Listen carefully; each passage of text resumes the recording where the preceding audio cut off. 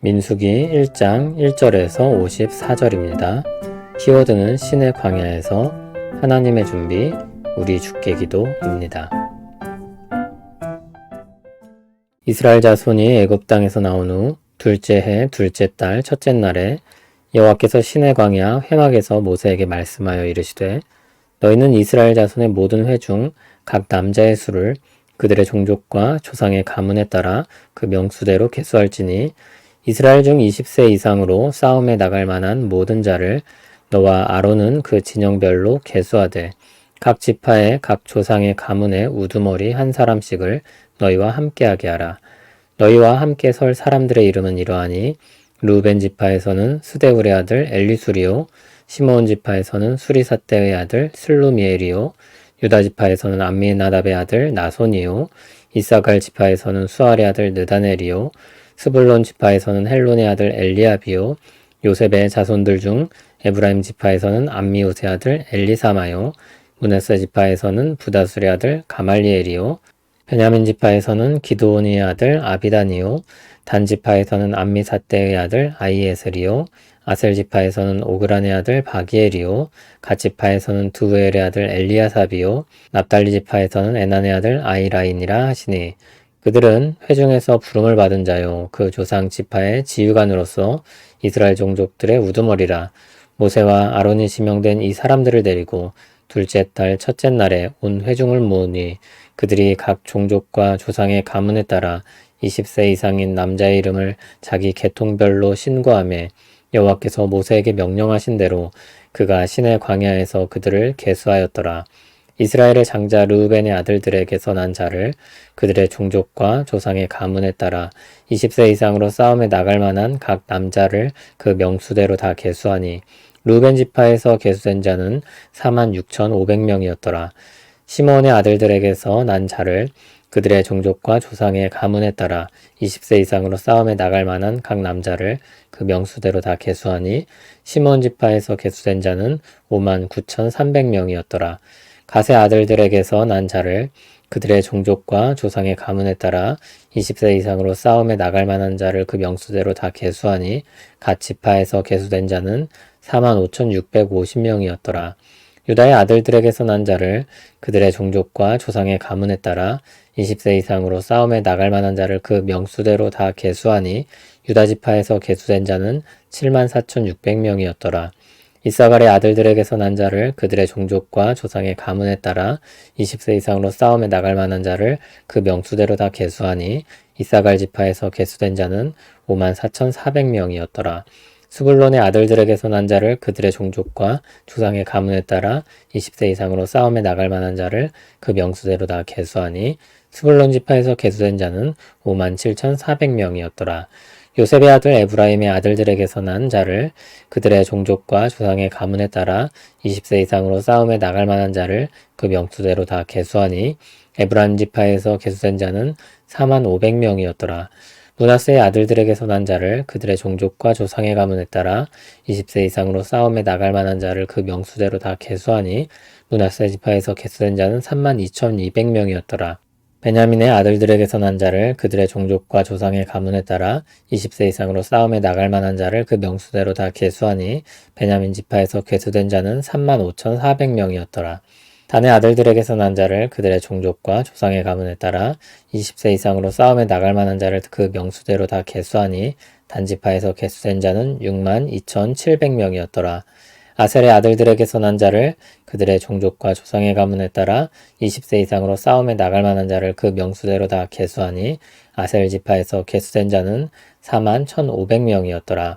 납달리의 아들들에게서 난 자를 그들의 종족과 조상의 가문에 따라 20세 이상으로 싸움에 나갈 만한 자를 그 명수대로 다 계수하니 납달리 지파에서 계수된 자는 53,400명이었더라. 이 계수함을 받은 자는 모세와 아론과 각기 이스라엘 조상의 가문을 대표한 12 지휘관이 계수하였더라. 이같이 이스라엘 자손이 그 조상의 가문을 따라 20세 이상으로 싸움에 나갈 만한 이스라엘 자손이 다 계수되었으니 계수된 자의 총계는 60만 3,550명이었더라. 그러나 레위인은 그들의 조상의 지파대로 그 계수에 들지 아니하였으니 이는 여호와께서 모세에게 말씀하여 이르시되 너는 레위 지파만은 계수하지 말며 그들을 이스라엘 자손 계수 중에 넣지 말고 그들에게 증거의 성막과 그 모든 기구와 그 모든 부속품을 관리하게 하라. 그들은 그 성막과 그 모든 기구를 운반하며 거기서 봉사하며 성막 주위에 진을 칠지며 성막을 운반할 때에는 레위인이 그것을 걷고 성막을 세울 때에는 레위인이 그것을 세울 것이요 외인이 가까이 오면 죽일지며 이스라엘 자손은 막사를 치되 그 진영별로 각각 그 진영과 군기 곁에 칠 것이나 레위인은 증거의 성막 사방에 진을 쳐서 이스라엘 자손의 회중에게 진노가 임하지 않게 할 것이라. 레위인은 증거의 성막에 대한 책임을 지킬지니라 하셨음이라. 이스라엘 자손이 그대로 행하되 여호와께서 모세에게 명령하신 대로 행하였더라. 아멘. 새해는 민수기를 읽으며 시작합니다. 광야와 같은 세상에 살아가는 우리에게 새해 말씀으로 좋은 출발인 것 같습니다. 광야 같은 이 땅을 어떻게 살아갈까 묻고 답하는 시간이 될 것입니다. 하나님께서 이스라엘 백성을 애굽에서 나오게 하신 지 둘째 해, 둘째 달, 첫째 날이었습니다. 이스라엘은 신의 광야에 있었고 거기서 하나님께서 이스라엘 백성들에게 말씀하십니다.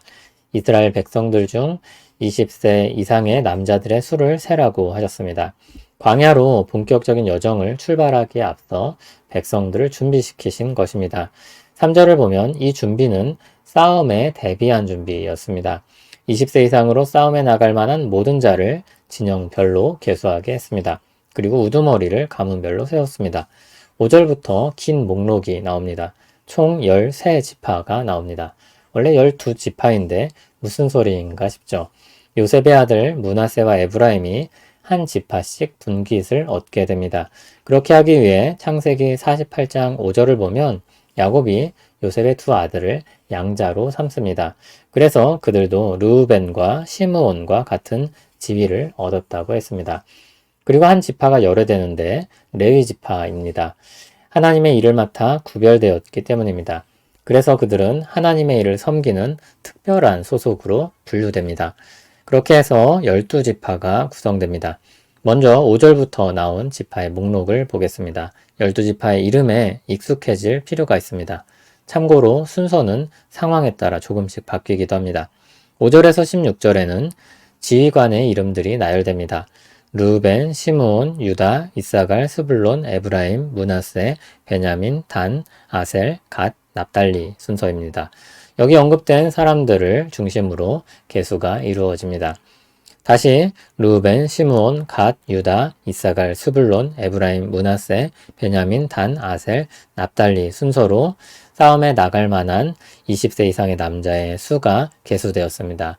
약 60만 명입니다. 하나님의 말씀을 따라 야곱이 가족을 이끌고 요셉이 있던 애굽으로 갔을 때가 70명이었습니다. 아브라함 때로부터 계속해서 갱신해 오셨던 큰 민족을 이루시겠다는 약속을 하나님이 이루어 주신 것입니다. 더 넓게 생각하면 생육하고 번성하라고 하신 뜻을 여전히 이루고 계신 하나님이라는 것을 발견할 수 있습니다. 주님의 교회를 통해 그 뜻은 지금도 이루어지고 있습니다. 하나님께 속한 백성들의 목록을 살펴봤습니다. 좀 지루할 수도 있습니다. 이름을 모르는 사람들이 잔뜩 나오고 똑같은 방식으로 반복되기 때문에 그럴 수 있습니다. 출석부에서 내 이름이 불리기를 기다리는 마음으로 읽어보면 조금은 다르게 느껴질 수도 있겠습니다.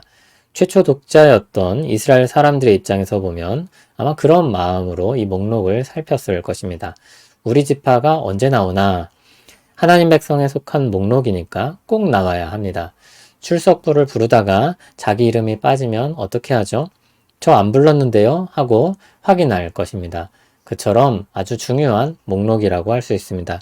히브리서 11장을 보면 믿음으로 살았던 사람들의 목록이 나옵니다. 그리고 12장을 보면 구름같이 어다한 증인들이 나옵니다.